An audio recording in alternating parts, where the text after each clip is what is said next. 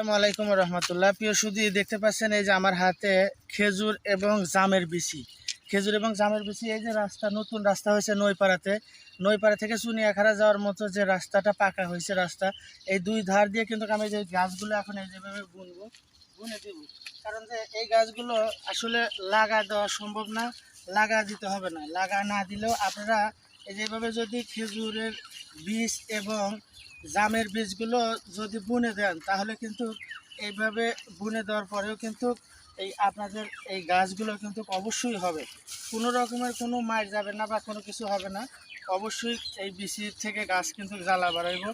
আপনারা বেশি বেশি করে এরকম বীজগুলো বোনার চেষ্টা করেন, কারণ আপনারা যদি বীজ বোনেন তাহলে এই বীজ থেকে গাছ হবে, আর গাছ হলে কিন্তু সেই গাছ থেকে দু একটা ফল আপনি যদি নাও খান, পথিক খাবে, আপনার এই পশু পাখি আছে যারা, তারা খাবে।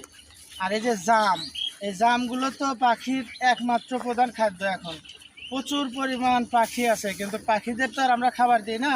তাই পাখিদের জন্য যদি চাই, তাহলে আমরা একটু এই বিচিগুলো লাগাতে পারি। জামের বিচি, যেমন এই যে এখানে যে বিচি দেখতে পাচ্ছেন, আমি এই যে কোন জায়গায় যে কতগুলো বীজ দিলাম দেখতে পারলেন তো? ব্রেক করো।